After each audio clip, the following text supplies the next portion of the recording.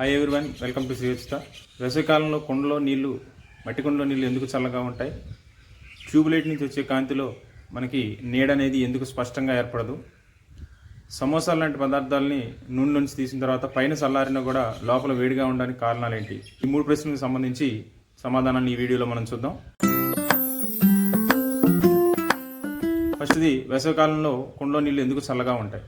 మనకి మట్టి కుండల్లో ఏంటి అంటే అక్కడ మధ్యలో గాలి పొరలు పోవడానికి, గాలి బయటికి రావడానికి అక్కడ కొంత కంతలు అనేవి, హోల్స్ అనేవి ఉంటాయి. మట్టి కుండల మట్టిలో నుంచి, వాటిలో నుంచి నీళ్లు బయటకు వచ్చి అక్కడ అవి బయట ఉన్నటువంటి ఉష్ణోగ్రతతో ఎవాపరేట్ అయిపోతాయి. బయట ఎక్కువ ఉష్ణోగ్రత ఉంది కాబట్టి అవి బాష్పీభవనం చెందుతాయి.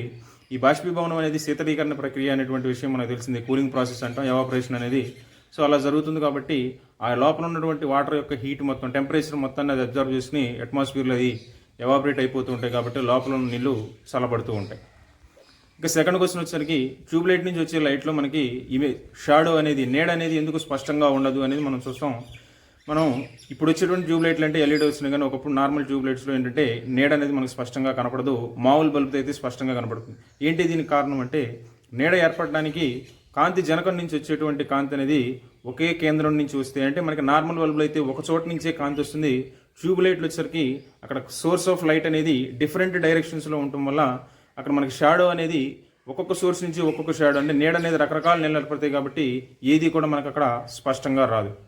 అది ట్యూబ్లైట్లో ఉండేటువంటి డిఫెక్ట్ అనమాట. అంటే ఇక థర్డ్ వన్ వచ్చేసరికి, సమోసాలు లాంటి పదార్థాలని నూనెలో నుంచి తీసినప్పుడు బయట త్వరగా చల్లారిపోతుంది, లోపల మనకు ఉన్నటువంటి కర్రీ ఏదైతే ఉంటుందో పఫ్, అది ఇంకా హాట్గానే ఉంటుంది. దానికి రీజన్ ఏంటి అంటే, మనకి ఇక్కడ ఎఫెక్ట్ అయ్యేటువంటి ఫిజిక్స్ పాయింట్ ఏంటి అంటే స్పెసిఫిక్ హీట్, విశిష్టోష్ణం అంటాం. అంటే లోపల ఉన్నటువంటి పదార్థాల్లో వాటర్ కంటెంట్ ఎక్కువ ఉంటుంది కాబట్టి ఆ వాటర్ కంటెంట్ వల్ల, వాటర్కి హై స్పెసిఫిక్ హీట్ ఉండటం వల్ల అది స్లోగా కూల్ అవ్వటం జరుగుతుంది.